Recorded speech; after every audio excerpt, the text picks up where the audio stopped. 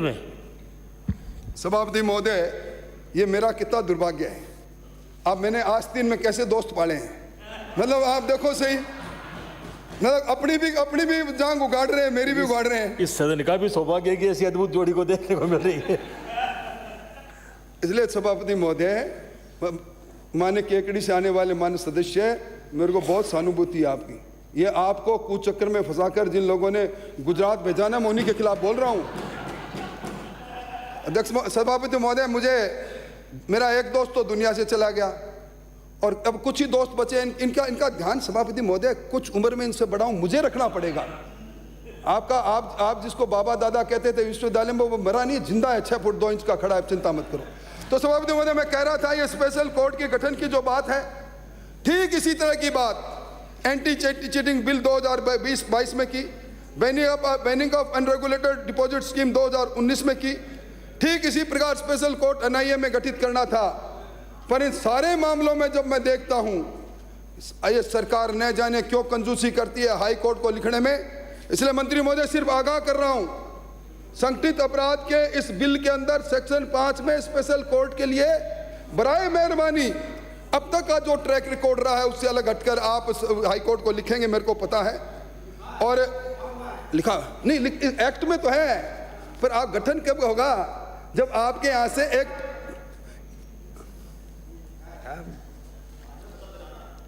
राज्य सरकार high court के चीफ जस्टिस की सहमति से विशेष न्यायालय की न्यायाधीश की नियुक्ति करेगी। मैं यही तो कह रहा हूं। मैं कह रहा हूं आपसे कि आप अगर इस बिल को पूरा पढ़ लेते ना, तो मैं ये समझता हूं कि इस बिल के बाहर आप भाषण नहीं के देते।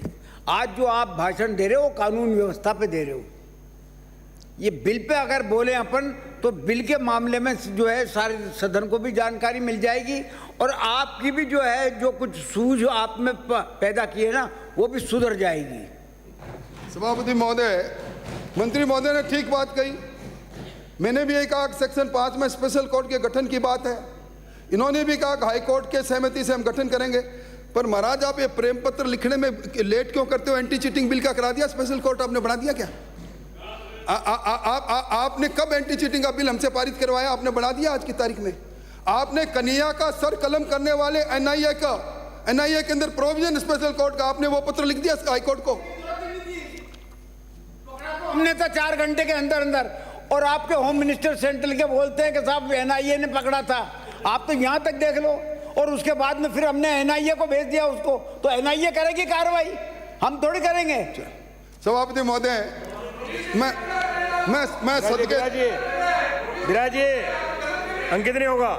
पकड़ा उन 2 नौजवानों ने, सभापति महोदय, पकड़ा उन 2 नौजवानों ने जिनकी जिंदगानी आज खतरे में है। प्लीज। पर सभापति महोदय, मैं धन्यवाद देना चाहूंगा कलई खुल गई सरकार की।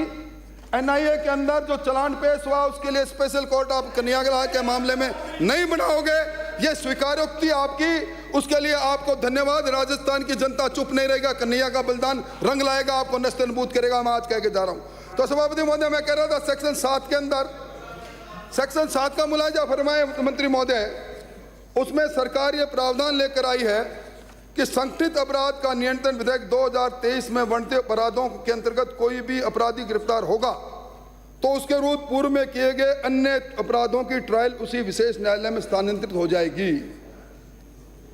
सीआरपीसी आपने पढ़ी होगी, 1973 की है।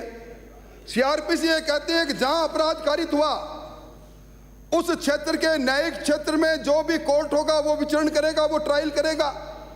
ये सीआरपीसी ऊपर से जा रहे हैं, सीआरपीसी से। और ये आपको मालूम है, ये सीआरपीसी हमारी जो आर्टिकल 246 में कंकरेंट लिस्ट है, उसमें ये 246 में जो 7th शेड्यूल है, उसमें कंकरेंट लिस्ट का सब्जेक्ट है। और 254 एक ये कहता है कि कंकरेंट लिस्ट में जो विषय है उसमें अगर सेंट्रल विधि है, केंद्र की विधि है और राज्य की विधि है, राज्य विधि बनाता है, तो केंद्रीय विधि ओवरराइड इफेक्ट केंद्र का होगा, सेंट्रल लॉ का होगा। ये सीआरपीसी के प्रोविजन इसमें चलने वाले हैं, इनके प्रोविजन नहीं चलेंगे। मतलब ये कहते हैं कि अगर मान लो लॉरेंस बिश्नोई को पकड़ा जाता है यहाँ संगठित अपराध में और उसने चंडीगढ़ में कोई मामला किया है, उसने गुजरात के अंदर कोई मामला किया है, तो वो सारे मामले इनके कोर्ट में आगे हस्तांतरित हो गए। संभव है? मतलब आप कानून बना रहे हो, कानून की पूरी बैटरी आपके पास है, तो आपको निश्चित तौर पर इसमें देखना चाहिए। और सेक्शन 8 में आपने इसमें लोक अभियोजक की नियुक्ति के बारे में एक प्रावधान किया है, और आप कह रहे हैं कि लोक अभियोजक स्पेशल कोर्ट के अंदर जो हम बनाएंगे संगठित अपराध के अंदर वो होगा जिसको 10 साल का अनुभव होगा विधि का। और सीआरपीसी में सभापति महोदय सेक्शन 24(7) के अंदर ये जो पीपी जिसको कहते हैं लोक अभियोजक, उसकी अहर्ताएं 7 साल है। अब 7 साल तो है सीआरपीसी जो हम सब पूरे देश में लागू है, सेक्शन 24(7) कह रहा है, और ये सेक्शन 8 के अंदर लेके आए कि 10 साल होंगी। तो ये सीआरपीसी के प्रोविजन के थे कंट्रावेंशन में जो आपके प्रोविजन है वो टिकेंगे कैसे, मुझे समझा दो, आप उत्तर दो तो मेरे उसका जवाब जरूर दे देना। और ये जो आप सेक्शन 10 है, इसमें आपने विशेष न्यायालयों को शक्तियां दी है। अब शक्ति क्या दी है सभापति महोदय? देखो आप, इन्होंने कहा कि सेक्शन 7 में गठित किसी विशेष न्यायालय में कोई मुकदमा दायर होगा तो अन्य मुकदमे उस अपराधी के खिलाफ है, वो जब तक वहां स्थानांतरित नहीं होंगे तब तक स्थगित माने जाएंगे। यानी एक अपराध कारित होता है राजस्थान के अंदर संगठित अपराध में, और वो सेक्शन 7 में स्पेशल कोर्ट में जाता है, और अगर कोई चंडीगढ़ में अपराध लॉरेंस बिश्नोई ने कर दिया तो वो स्थगित हो जाएगा, तो जब तक स्थानांतरित नहीं होगा। मैं समझता हूं कि ये कैसे प्रोविजन होगा, ये जो सीआरपीसी में न्यायिक क्षेत्र परिभाषित किया है उसके कंट्रावेंशन में कैसे करोगे आप? अगर हो गया तो मुकदमों का अंबार नहीं लग जाएगा, एक कोर्ट के अंदर सारे मुकदमे बना के कराओगे। और सभापति महोदय संभव है क्या?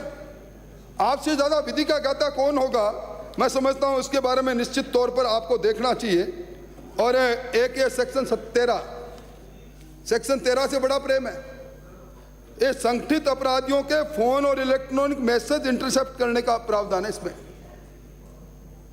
और ये जो प्रावधान लेकर आए हैं सभापति महोदय, मैं जुम्बारी से कह रहा हूं, ये जो द इंडियन टेलीग्राफ एक्ट 1885 है उसके ओवरराइड इफेक्ट डाल रहा है इसका। इनको कोई अधिकार नहीं है।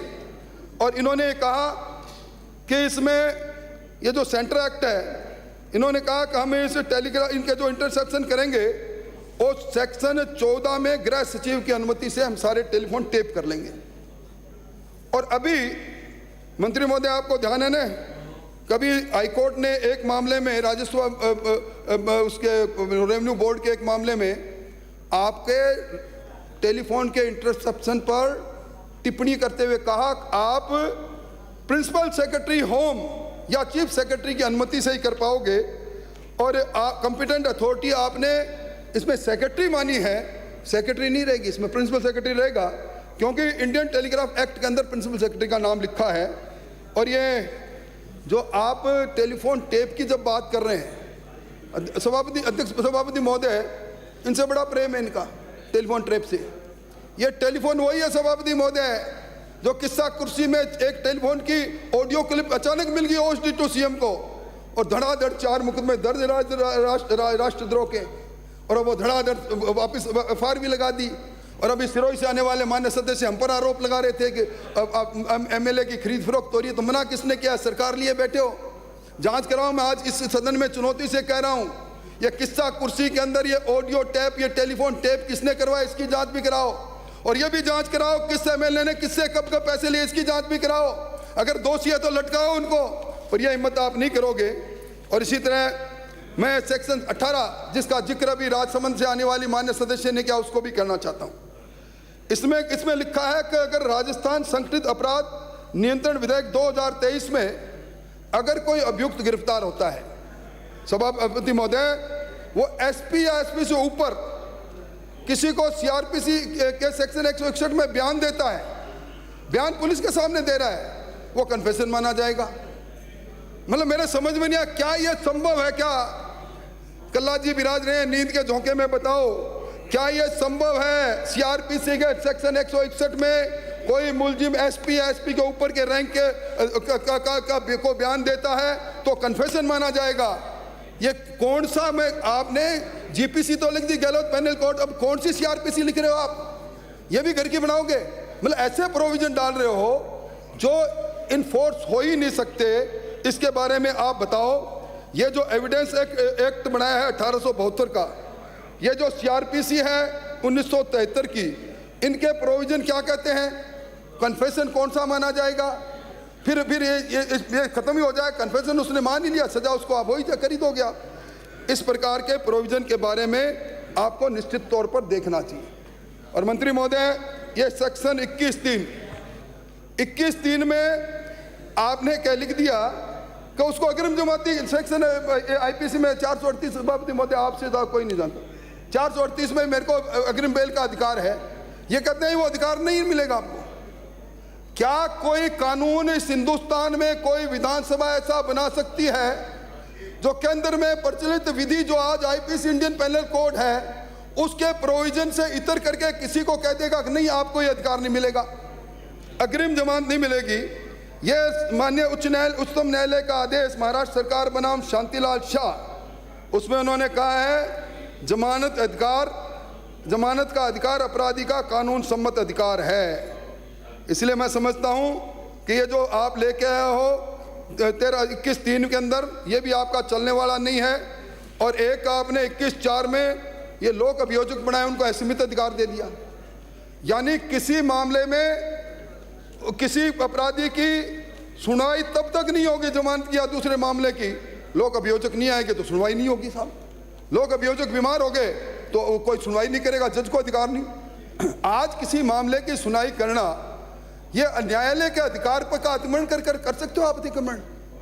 मतलब आप आनंद फानन के अंदर आपने रिकॉर्ड बना दिया इस बार इस छोटे सत्र में बिल पारित करने का, बस नाम लेना है कि देखो हमने ये कर लिया। ऐसे करने से ये उत्तर प्रदेश के योगी नहीं बन सकते, उसमें नीति और नियत दोनों साफ चाहिए, वो नीति और नियत दोनों में खोट है।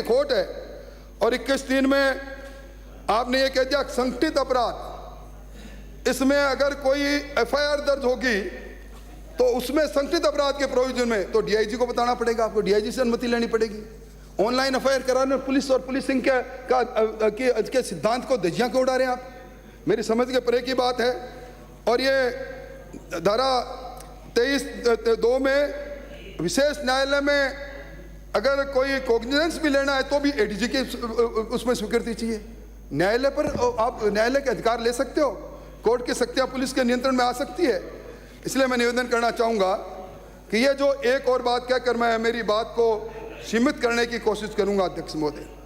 अब इन्होंने सेक्शन 28 में लिखा है कि हाईकोर्ट इस विधेयक के अंतर्गत विशेष न्यायालय के संबंध में कार्रवाई के लिए नियम बना सकता है, ठीक बात है। और सेक्शन 29 में लिख दिया राज्य सरकार बना सकती है। मतलब आप सेक्शन 28 और सेक्शन 29 एक तरफ कह रहे हो कि हाईकोर्ट नियम बनाएगा, न्यायालय का मामला बनाएगा, सेक्शन 29 में कह रहे हो सरकार बनाएगी। मतलब इसके बारे में निश्चित तौर पर बात करनी चाहिए। और इस पूरे बिल में आज जो क्राइम हो रहा है साइबर क्राइम, सभापति महोदय, साइबर क्राइम में झारखंड के जामताड़ा से भी हम आगे निकल गए, भरतपुर का मेवात, ऐसे टिटलूबाज और इस साइबर क्राइम से बैठा बैठा ठग नेता और अफसरों को ठग लेता है। और मैं समझता हूँ उसकी बात लिखते तो ज़्यादा ठीक था। और अंत में मंत्री महोदय, ये संगठित अपराधों की इस परिभाषा में इन पेपर लीक करने वालों को किस तरह लेके आओगे? ये जो हमारे लोक सेवा आयोग जैसे उच्च पदस्थ संस्थाओं में जो लोग बैठकर और पेपर चोरी करते हैं, पेपर लीक करते हैं, ये इनसे बड़ा संगठित अपराधी कोई हो नहीं सकता। इनको इस परिभाषा में, ये मेरा सुझाव है जिसको आप रिजेक्ट करोगे, कि इनको इस परिभाषा में इनको भी शामिल किया जाए। और मैं समझता हूँ कि ये जो संगठित अपराधी है इनको इन संस्थाओं में भेजा किसने? वो भी तो अपराधी हो गया एक तरह से पिछले दरवाजे से। तो इन सब के खिलाफ आप कार्रवाई करो। और मैं अंत में यही कहूँगा, ये पूरा कानून जो आनंद फानन में सरकार लेकर आई है, इससे ना तो चिट्टे का व्यापार रुकेगा जो मान्य सदस्यों ने चिंता की, ना सट्टे का रुकेगा, ना अवैध बजरी का रुकेगा, ना नस्ली दवाइयों को रुकेगा। ये पुलिस भी आपकी वही है, ये आपकी नीति और नीयत भी यही है। जब तक इन अपराधियों की समीक्षा नहीं होगी लगातार, तब तक अपराधी बेकाबू रहेंगे। दहशतगर्दी का वातावरण जो राजस्थान में बना है, ये दहशतगर्दी का वातावरण इस सरकार के लिए एक तरह से बदनुमा दाग है। इसलिए मैं चाहता हूं कि इसको जनमत के लिए भेजोगे तो ये कंपटीशन करने वीडियो कंटेस्ट, इसका कंटेस्ट करा दो आप, पता लग जाएगा कि इनके पक्ष में कितने मत आते हैं। आपने मौका दिया, बहुत बहुत धन्यवाद।